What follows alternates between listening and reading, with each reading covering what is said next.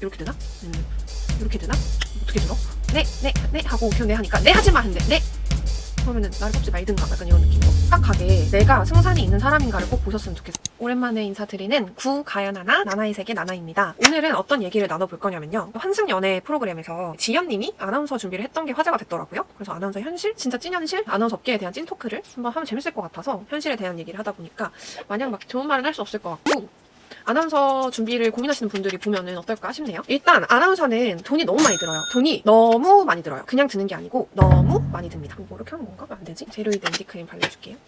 왜냐하면 아나운서 학원을 등록해서 다닐 때부터 다 돈입니다. 근데 이게 6년 전 기준이라 지금은 더 올랐을 것 같거든요. 대형 학원들이 있어요. 대형 학원, 중형 학원, 소형 학원 이 정도로 나눌 수 있을 것 같은데 개인 과외로 하시는 분들도 있고. 저는 대형 학원을 좀 다녔다가 한 중형 학원 다니면서 과외 한 번 정도 했었던 것 같아요. 그렇게 해서 다녔었고, 그 다음에 지금 대형 학원들 가격이 그때보다 올랐을 것 같은데 진짜 엄청 큰 곳이 있거든요. 제일 약간 입문자용 느낌? 가격이 한 얼마였더라? 엄청 비싸게는 뭐 7, 800도 하는 것 같고, 저는 그건 아닌 것 같아서 안 했었고, 좀 싸게 하면 200? 그래서 그때 약간 청년 지원금 이런 거 받으면 좀 더 싸게 했던 걸로 제가 기억하거든요. 그래서 그렇게 해서 다니면 한 2, 300? 그리고 4, 500? 중형 제가 다닌 데는 한 4, 500도 했었고, 그러니까 학원비만 해도 벌써 한 7, 800은 저는 들었던 거네요. 그 다음에 과외 같은 게 1시간에 5에서 10만원? 근데 문제는 그냥 학원만 다니면 모르겠는데, 이게 문제는 아나운서는 카메라 테스트라는 걸 봅니다. 카메라에 잘 나오는지를 보기 위해서. 그러려면 그냥 생얼로 갈 수 없겠죠? 메이크업을 받아야 해요. 의상도 빌려야 됩니다. 아나운서용 의상은 약간 좀 일반 사복이랑 많이 달라요. 아나운서용 의상이 따로 있어서 그런 거 대여하는 거. 그래서 메이크업 비용만 해도 벌써 제일 싼 게 한 10만 원대 초반? 의상실이랑 그 메이크업샵이랑 스튜디오랑 다 제휴가 돼 있는데, 좀 제휴하면 한 9만 원 했었는데, 사실 이게 하다 보면 어떻게 되냐면 싼 데는 안 예쁠 가능성이 높아요. 실력이 좋은 쌤들이 비싸요. 실력이 좋은 쌤들이 비싸서 내가 서류 통과를 겨우겨우 했는데, 서류 통과도 잘 안 되거든요. 서류 통과를 겨우 해서 카메라 테스트 기회를 잡았는데 언제 돌아올지 모르는 이 카메라 테스트 기회에 내가 합격을 하려면 어차피 돈 쓰는 거? 보태보태병 같이 어차피 돈 쓰는 거 좋은 쌤한테 받자라는 생각이 들면서 한 20만 원짜리까지도 하게 됩니다. 그러면은 메이크업 비용이 10만 원에서 20만 원이죠. 이게 끝이 아니에요. 프로필 사진이 있어야 이력서에 넣을 수가 있어요. 프로필 사진을 찍으려면 어딜 가야 되죠? 스튜디오를 가야 됩니다. 스튜디오를 가면 얼마일까요? 요즘엔 저 진짜 안 가봐서 모르겠는데 그때 10에서 20 했던 것 같아요. 10에서 20, 비싼 데는 더 됐던 것 같은데, 약간 배우 프로필처럼 완전 그 퓨어하게 예쁘게 나오는 데는 한 3, 40도 했던 것 같은데 저는 그것까지는 못했고, 그러면 이게 한 큐에 하면 될 것 같잖아요. 취업사진처럼 뭐 한 번 딱 찍어 놓으면 계속 쓰고 이럴 것 같잖아요. 전혀 아닙니다. 이게 일반인이 스튜디오에서 사진을 찍다 보면 너무 어색해져요. 너무 어색해서 내가 표정을 이렇게 자연스럽게 지어야 되는데 표정을 하고 약간 누가 봐도 굳은 사람처럼 표정을 짓는단 말이죠. 그러면 이제 그때부터는 그날 사진 아무리 예쁘게 찍고 해도 이 표정은 포샵하는데 한계가 있단 말이죠.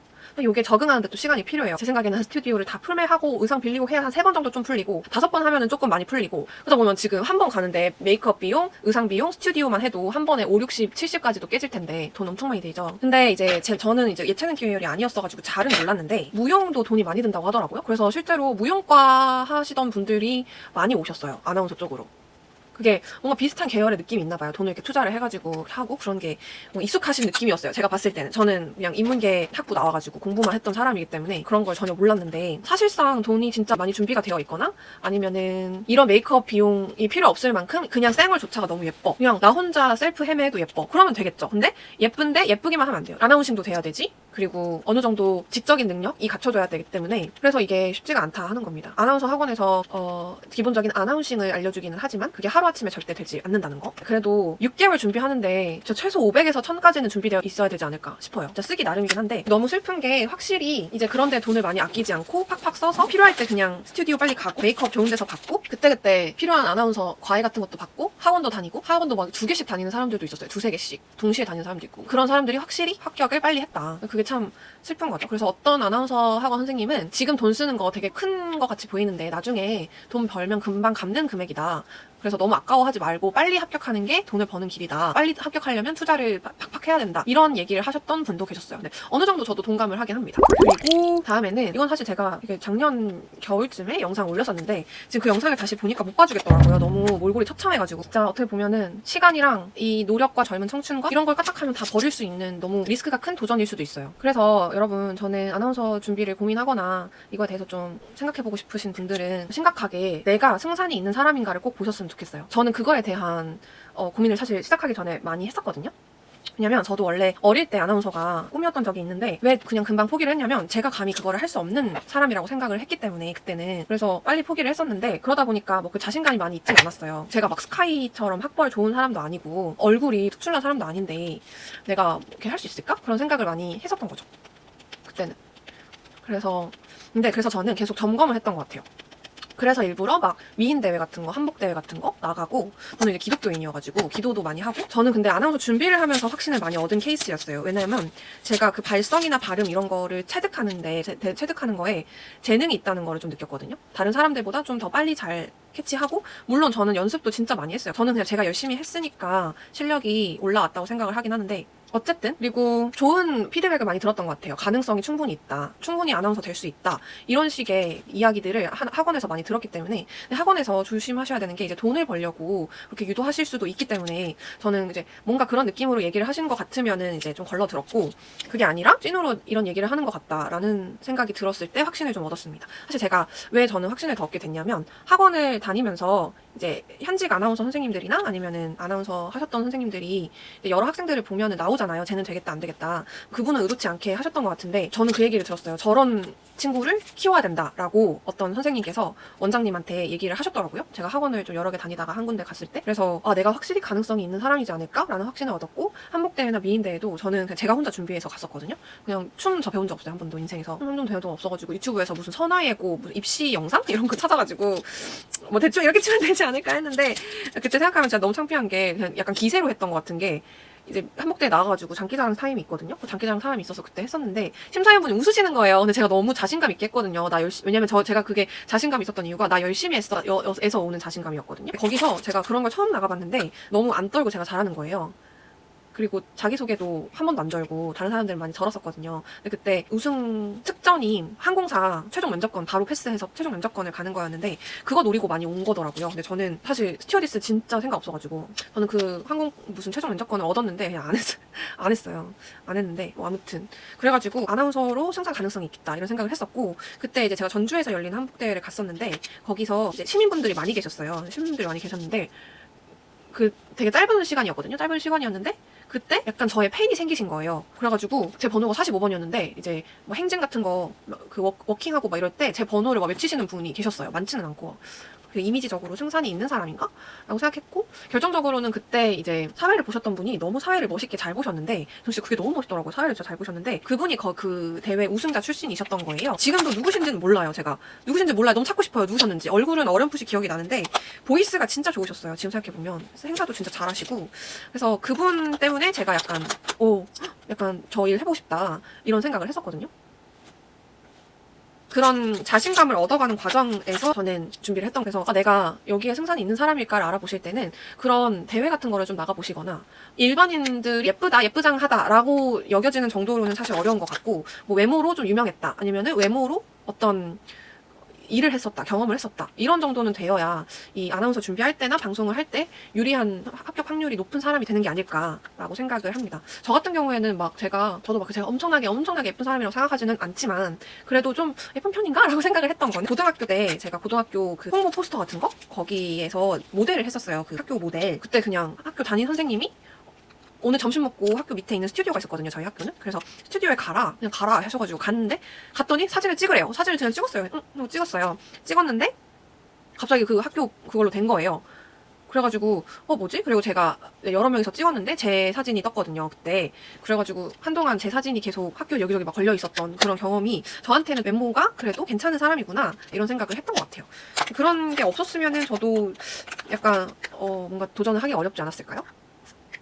그리고 요즘에는 성형도 잘 되어 있고 이제 성형에서 더 예뻐지시는 분들도 많기 때문에 이거는 이제 잘 생각을 해보시면 될 것 같아요. 그다음에는 이제 고용 불안정성이 좀 있다는 거. 고용 불안정성? 예를 들면은 진짜 제가 지원했던 아나운서 직군들이 한 70, 80, 100개가 되는 것 같은데 그 중에 정규직 한 1% 되려나? 10개 되려나? 공채 빼고? 공채 빼면 더 없으려나?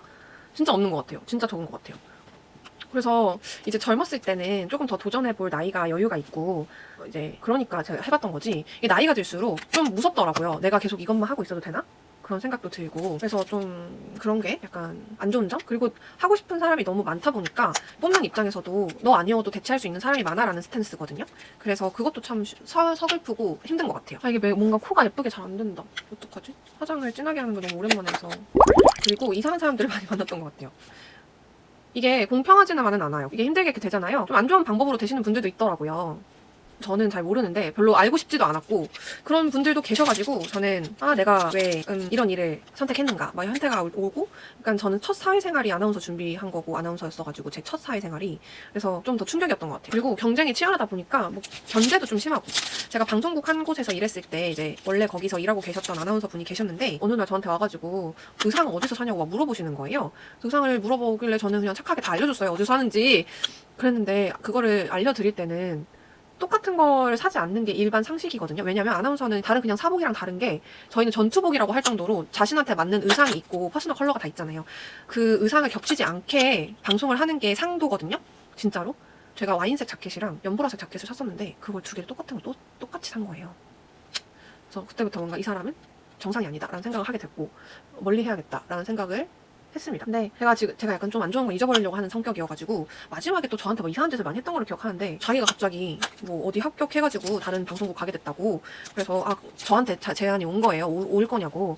저는 그때 일을 많이 하고 있었거든요. 강사 일도 하고 알바, 영어학원 강사도 하고. 갑자기 올라오라고 하면 어떡해요. 저한테도 정리할 시간이 있어야 되잖아요. 제가 이런저런 일을 하고 계시는 걸 다 아는 분들이었는데, 그래서 좀 시간을 달라고 했거든요. 근데 아침엔가? 낮에 그 연락이 와서 제가 조금 고민을 해보고 정리를 좀 할 수 있는 데까지 해보고 연락을 드리겠다라고 했는데, 밤에 자꾸 연락이 오시면서 언제 알려줄 거냐고, 언제까지 기다리게 할 거냐고 엄청 화를 내시는 거예요. 그 이상한 아나운서분도 저한테 무슨 막 승질 내시더라고요. 저 기억도 안 나. 왜 그랬는지 난 기억도 안 나네. 아무튼 그랬어요. 그래서 장문으로 막 오는 거 아시죠? 뭔지 알죠? 장문으로 막 와가지고 어쩌고 저쩌고. 그래서 그냥 네 라고 했어요. 네. 그 다음 날인가? 다다음 날인가? 네. 그랬더니 열받으신 것 같아. 제가 뭐 DM을 많이 받는 사람이 아닌데 DM이 온 거예요. 완전 비공개 계정. 뭔지 알죠? 팔로잉 0, 팔로우 0.